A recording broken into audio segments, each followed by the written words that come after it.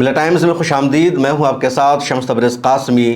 بقرعید کے دن دلی N C R میں قتل کا 2 معاملہ سامنے آیا. ایک معاملے میں پولیس نے انکاؤنٹر کر دیا ہے اور دوسرے معاملے میں ابھی تک مجرموں کی گرفتاری بھی نہیں ہوئی ہے. ایک معاملہ ہے غازی آباد کا اور دوسرا معاملہ ہے دلی کی جہانگیر پوری کا.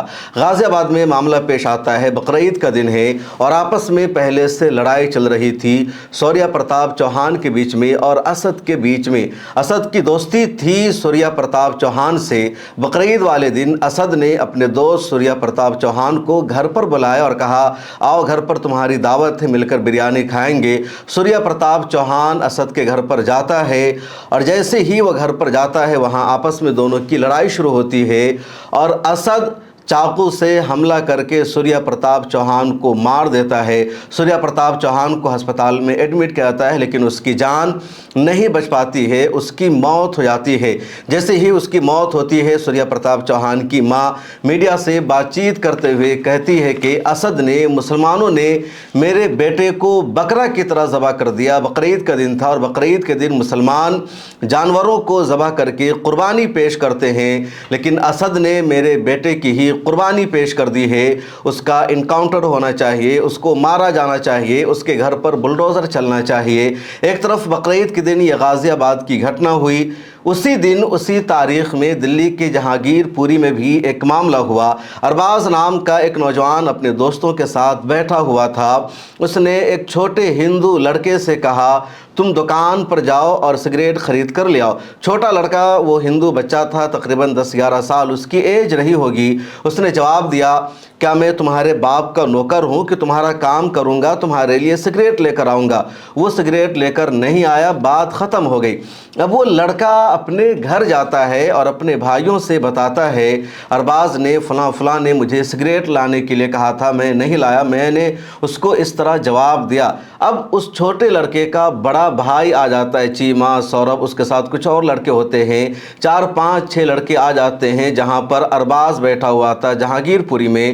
اس کے دوسرے دوست بیٹھے ہوئے تھے اور ان سے لڑائی شروع ہو جاتی ہے. سوربھ، چیمہ، یہ لوگ آ کر کہتے ہیں ارباز سے تمہاری ہمت کیسے ہوئی میرے چھوٹے بھائی سے سگریٹ منگوانے کی، تمہاری اوقات کیا ہے، کیا میرا بھائی تمہارا نوکر ہے؟ ارباز نے، اس کے دوستوں نے جواب دیا ہم سے غلطی ہو گئی، بات کو ختم کرو. وہ چھوٹا بچہ ہے، یہاں پر ہم لوگ بیٹھے ہوئے تھے، ہم نے یوں ہی اس سے کہہ دیا کہ سگریٹ لا دو، وہ نہیں لایا، ہمیں کوئی شکایت نہیں، بات یہیں پر ختم ہو چکی ہے.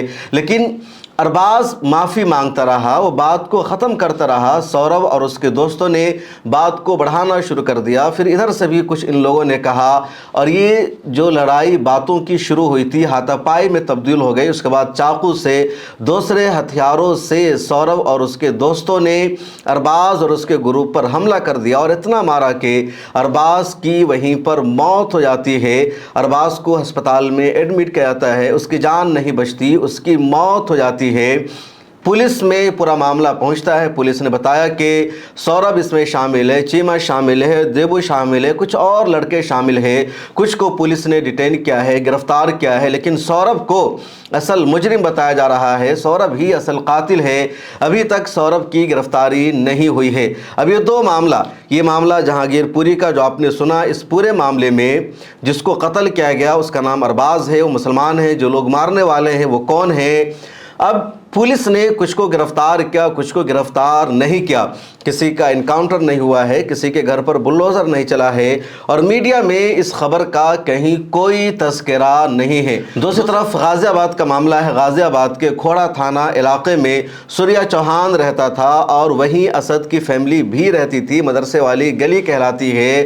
اب جب سوریہ چوہان کا قتل ہو جاتا ہے اسد کے ہاتھوں تو میڈیا میں اس خبر پر کل سے ہنگامہ برپا ہے. تمام ہندووادی سنگھٹن کے جو لیڈرز ہیں وہ سب غازی آباد میں ڈیرا ڈنڈا ڈال چکے ہیں. پولیس پر پریشر بنایا گیا اور فائنلی پولیس نے آج صبح انکاؤنٹر کر کے اسد کو مار دیا. پولیس کی طرف سے انکاؤنٹر کا جو بیانیہ سامنے آیا ہے اس میں یہ کہا گیا کہ पुलिस ने असद और उसके साथियों को पकड़ने की कोशिश की। असद के साथियों को पुलिस ने गिरफ्तार कर लिया था, लेकिन असद पैसा लेकर भाग रहा था, वो फरार हो चुका था, पुलिस उसको नहीं पकड़ पा रही थी। उसके बाद अचानक पुलिस ने देखा असद भाग रहा है, तो पुलिस ने उसको फॉलो किया, उसका ताक़ुब किया, और जब पुलिस ने असद को पकड़ने की कोशिश की तो असद ने पुलिस पर फायरिंग कर दी, पुलिस पर हमला किया, पुलिस ने अपने बचाव में हमला किया और इस तरह मुठभेड़ में, इनकाउंटर में असद मारा गया। पुलिस का बयानिया आप सुनिए। पुलिस और बदमाश के बीच एक्सचेंज ऑफ फायर हुआ है, क्या है पूरा मामला, किस मामले में वांटेड था? देखिए, दिनांक 28 तारीख को थाना खोड़ा क्षेत्र के अंतर्गत असद नामक एक लड़के ने वहाँ पर सूर्या चौहान को चाकू मार दिया था और इलाज के दौरान सूर्या चौहान की डेथ हो गई थी। सूर्या चौहान के परिजनों के द्वारा तहरीर दी गई थी जिसमें 5 आरोपियों को पंजीकृत किया, उनके विरुद्ध मुकदमा पंजीकृत किया गया था, जिसमें से 3 आरोपियों की गिरफ्तारी तत्काल पुलिस के द्वारा कर ली गई थी। इसमें जो मुख्य आरोपी था असद, वो फरार था, उसके ऊपर 50,000 रुपये पुरस्कार की घोषणा की गई थी। आज पुलिस को ये सूचना प्राप्त हुई थी कि असद अपने कुछ साथियों से मिलने जा रहा है और उनसे पैसे लेकर के वो बाहर कहीं भागने की फिराक में है। तत्काल इस सूचना के आधार पर एसीपी इंदिरापुरम के नेतृत्व में थाना खोड़ा और थाना इंदिरापुरम की टीम लगातार यहाँ पे कॉम्बिंग कर रही थी और बैरिकेड लगाकर चेकिंग का भी अभियान चलाया गया था। तो उसी समय जब असद अपने एक साथी के साथ बाइक से आता हुआ दिखाई देता है तो पुलिस टीम उसे रोकने का प्रयास करती है और उसे चेतावनी देती है, लेकिन असद के द्वारा पुलिस टीम पर फायरिंग की जाती है। प्रत्युत्तर में, प्रतिरक्षा में पुलिस टीम के द्वारा भी जवाबी फायरिंग की जाती है जिसमें असद को गोली लगती है। तत्काल असद को चिकित्सा हेतु, इलाज हेतु नज़दीकी हॉस्पिटल भेजा जाता है। इस पूरे एक्सचेंज ऑफ फायर में हमारा जो एक कांस्टेबल है थाना खोड़ा का, वो भी घायल होता है, उसको भी पुलिस द्वारा तत्काल अस्पताल भेजा जाता है।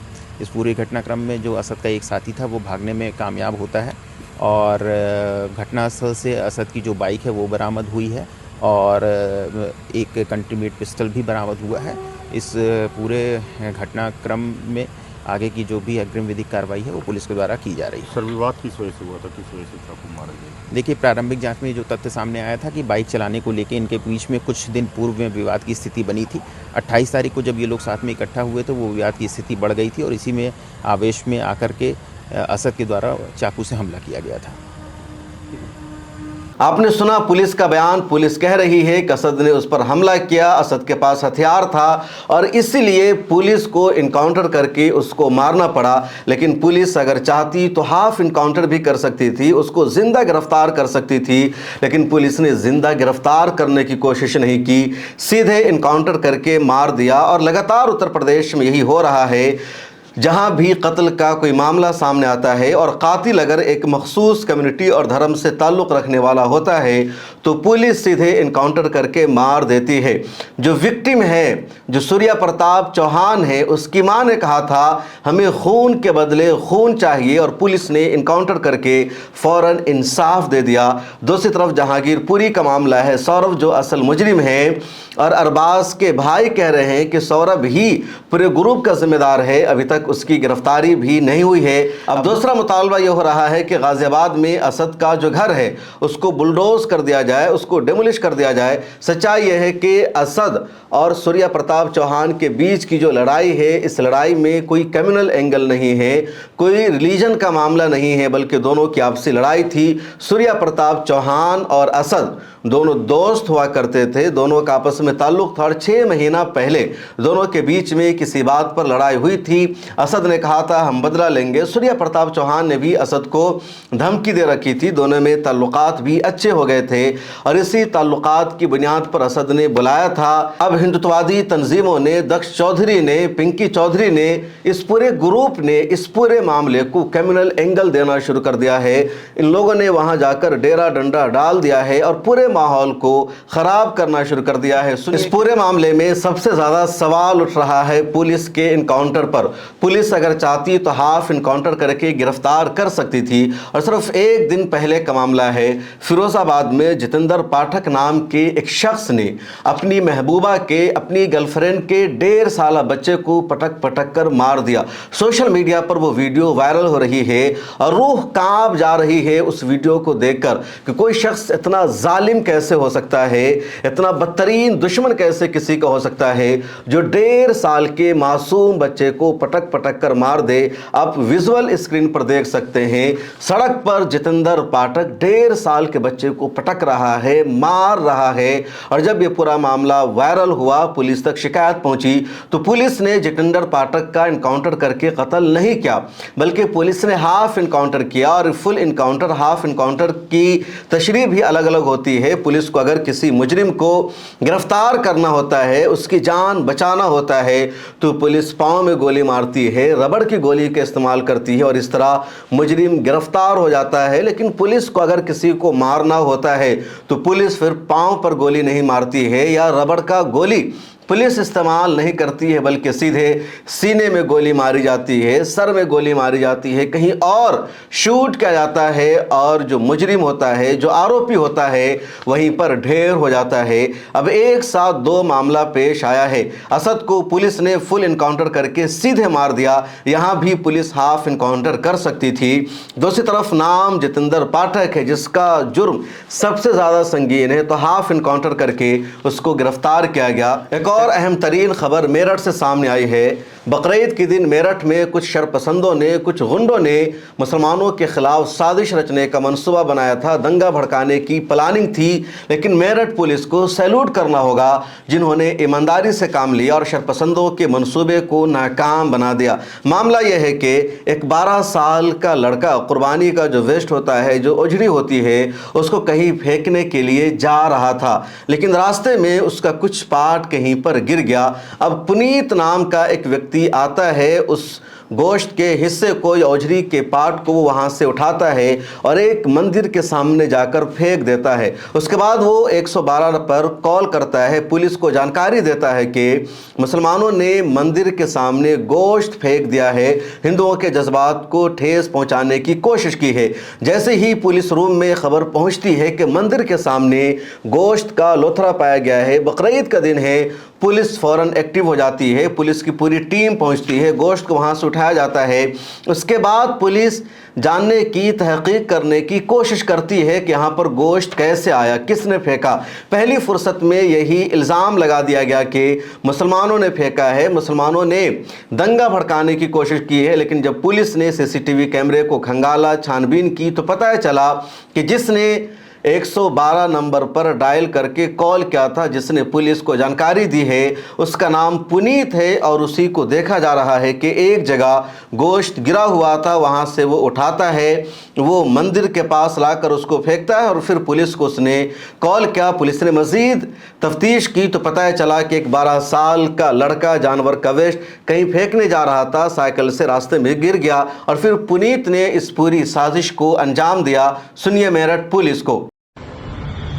देखिए, आज शाम को लगभग 5 बजे थाना दोरला क्षेत्र में एक सूचना प्राप्त हुई थी, जिसमें एक व्यक्ति द्वारा 112 पे ये बताया गया कि किसी के द्वारा मिश्रित आबादी में मांस फेंका गया है। तुरंत पुलिस ने इस बात को गंभीरता से लेते हुए SSI द्वारा वहाँ पे मौके पे जांच की गई, CCTV फुटेज देखे गए, तो इसमें ये ज्ञात हुआ कि एक 12 साल का बच्चा जो अपने साइकिल पे जो घर का जो वेस्टेज मांस था जो उसको लेके जा रहा था, वो साइकिल से उसके नीचे गिर गया था। जिस व्यक्ति द्वारा 112 पे सूचना दी, इसी व्यक्ति द्वारा उस मांस को उठा के अन्य जगह पे रखा गया, जिसके कारण इस तरह से वो पुलिस को गुमराह कर सके। तो पुलिस अभी फिलहाल थाना दोरला पुलिस के द्वारा पुलिस को गुमराह करना, साथ में ऐसे माहौल बिगाड़ने का प्रयास करने की स्थिति में सुसंगत धाराओं में मुकदमा पंजीकृत कर आगे की विधिक कार्रवाई की जा रही है।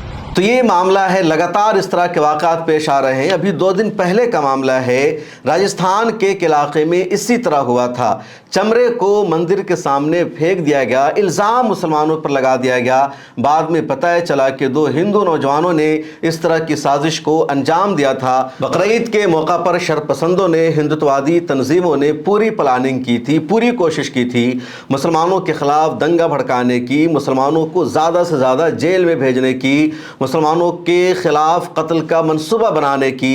लेकिन मुसलमानों की हिकमत अमली ने इस पूरी साजिश को, पूरी कोशिश को नाकाम बना दिया।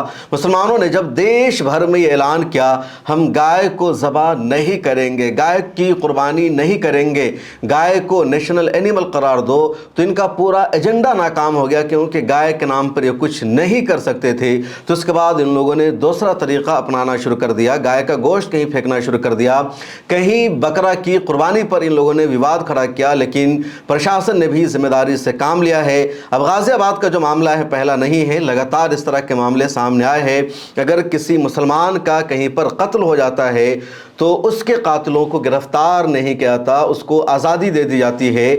और अगर किसी कत्ल में मुसलमान मुलव्विस होता है, मुसलमान मुलजिम होता है, तो फिर अदालत से फैसला सादिर होने से पहले ही, उसका जुर्म साबित होने से पहले ही उसका इनकाउंटर कर दिया जाता है, उसके घर को बुलडोज कर दिया जाता है। और ये अदालत की धज्जियां उड़ाने वाला काम होता है। ऐसा लगता है कि इस देश में अदालत की अब कोई हैसियत नहीं रह गई है। सरकार जो चाहे जैसे चाहे फैसला करे। अब एक और खबर सामने आई कि गाजियाबाद में सूर्या चौहान के घर तो वहाँ के एक मिनिस्टर पहुँच गए, लेकिन किसी मुसलमान का कत्ल होता है तो उनके घर में कोई मिनिस्टर नहीं पहुँचता। अभी 15 दिन पहले का मामला है, दिल्ली के त्रिलोकपुरी में अयान सैफी का कत्ल हो गया और उसकी माँ चीखती रही, चिल्लाती रही, वहाँ का लोकल एमएलए भी उनके घर नहीं गया। इस वीडियो में इतना ही। मिला टाइम्स को देखते रहिए। मिला टाइम्स का काम अगर आपको पसंद आता है तो हमें सब्सक्राइब कर लीजिए। फिर मुलाकात होगी।